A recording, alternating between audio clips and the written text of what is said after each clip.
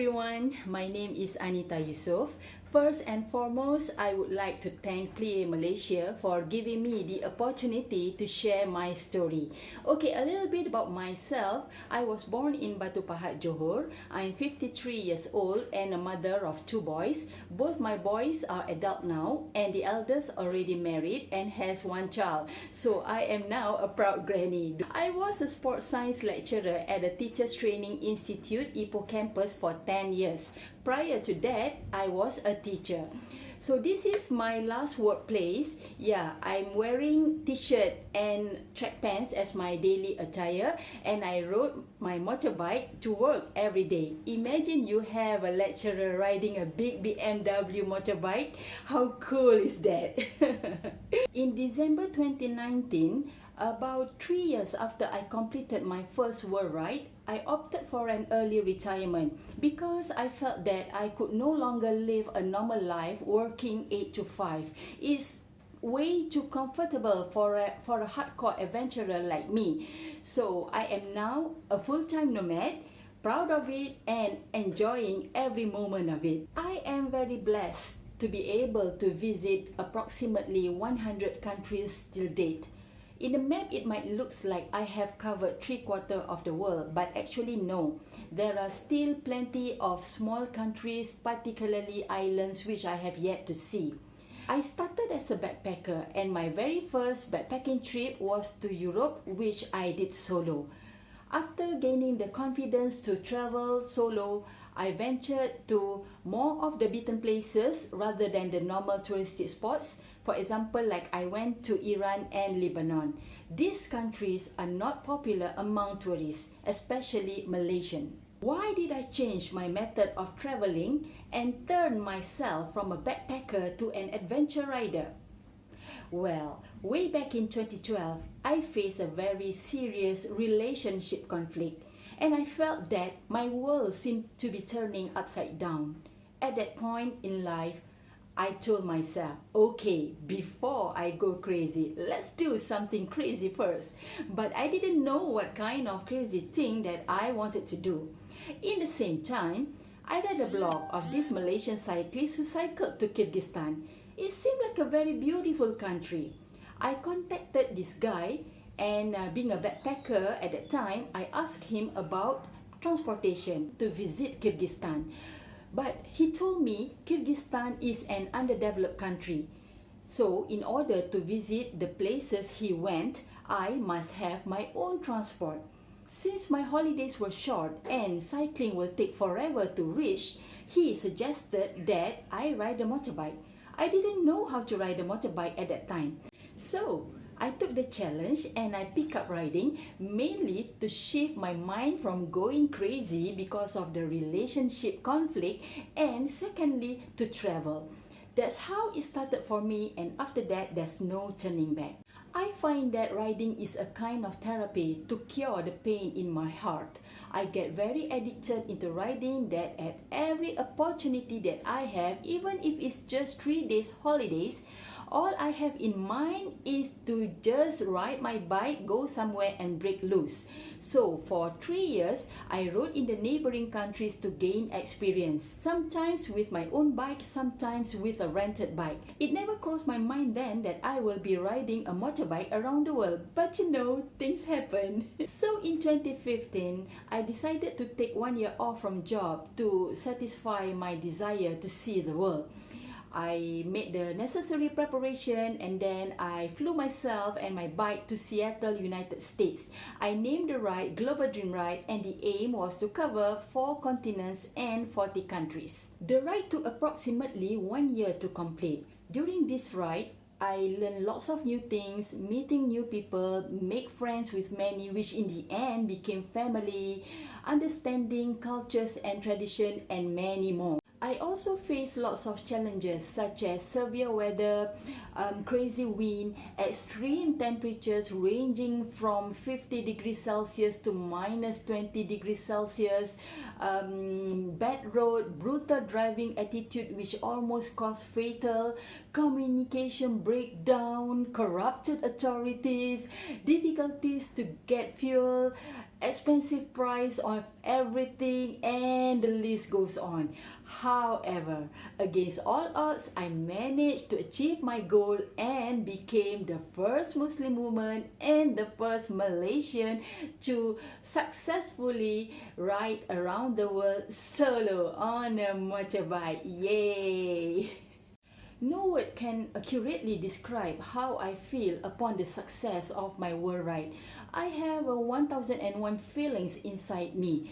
To simplify them is a sense of accomplishment. You know, after all the hard work, striving to achieve what your mind and soul had set from the beginning, and after that you achieve your goal, that's the kind of feelings. Satisfaction, proud, happy, and most importantly, I felt relief because I'm still alive to share the tales. Ramadan this year will be my third time away from home. The first was in 2016 when I did my first world ride. Second time was last year in Tanzania, and I am at present in Kenya. The most challenging Ramadan will definitely be in 2016. Ramadan arrived when I was in Ankara and I was taking a break at that time. I stayed with a Malaysian couple for a week, and during that time I get to breakfast eating delicious food cooked by my lovely host Fida. However, the remaining 3 weeks of Ramadan, I was on the go from Turkey to Iran to Turkmenistan and Uzbekistan. It was very hard because it was summer at that time. Fasting started as early as 2:30 a.m. and breakfasting at 8:30 p.m. Just imagine, I just had a big meal during breakfast, but within few hours, I have to eat again before fasting begin. So I'm still full, but if I didn't eat, I wouldn't have the energy to ride the next day. And those countries didn't have good road as in Malaysia. Sometimes I have to ride on off-road, and at other times I have to fight with strong side wind. Often my bike was pushed to the other side of the road by the wind because I didn't have the energy to fight anymore. Fortunately, I didn't skid and drop my bike. The most unforgettable riding experience during Ramadan was when I'm crossing Garagum Desert from Iran to Turkmenistan. It started with badly sunken broken asphalt to gravels to dirt with lots of potholes so big, so deep it could easily fit a family of elephants to have their morning coffee together. There were countless of times that I didn't know which trail to ride on because the whole road was filled with potholes. At times I could only move 13 km per hour, and at other times I went flying with my bike just like a motocross rider but with a fully loaded bike. After I get tense and impatient, I rode faster, and the result? The base of my top box at the back was bent due to the hard impact during landing. And to make matters worse, the temperature was 50 degrees Celsius and I'm fasting. Can you believe that? The heat was crazy. There's some wind, but it didn't give any fresh feelings as it blew hot dusty air into my face, and I felt so pain on my cracking lips.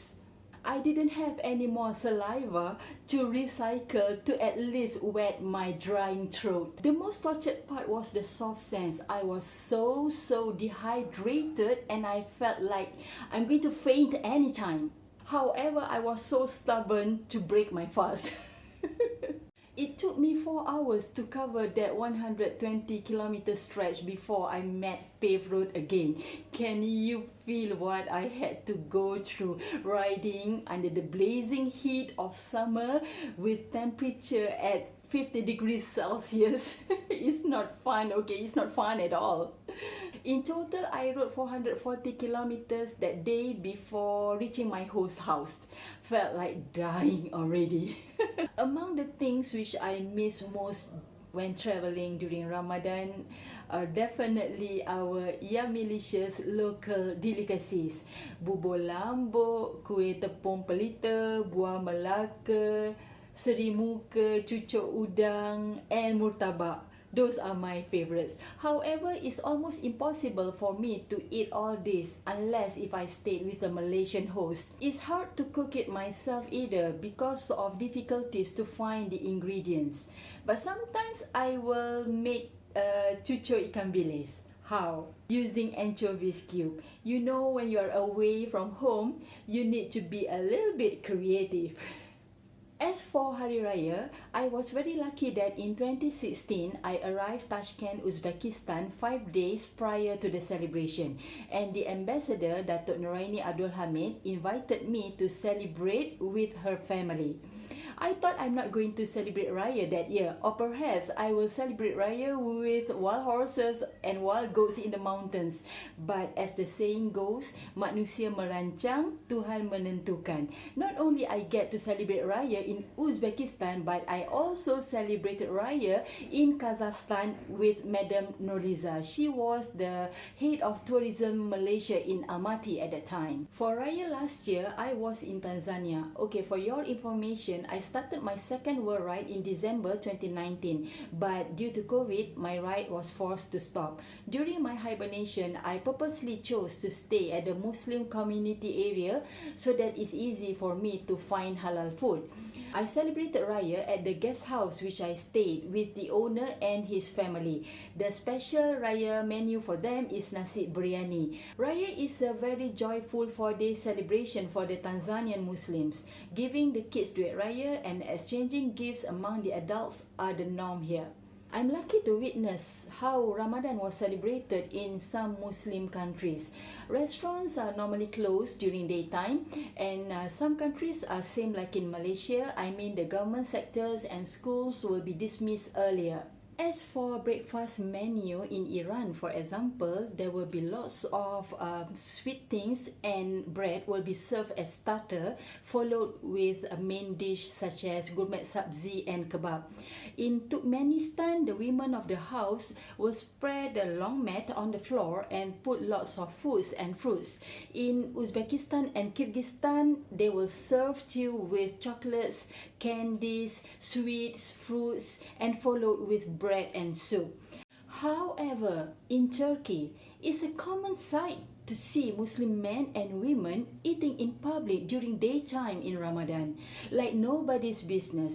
They are not punished for not fasting, not like in most other Muslim countries, including Malaysia.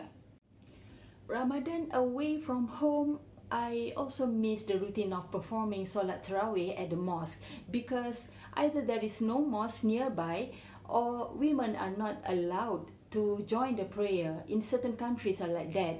So I have to perform the Solat alone in my room at the guest house.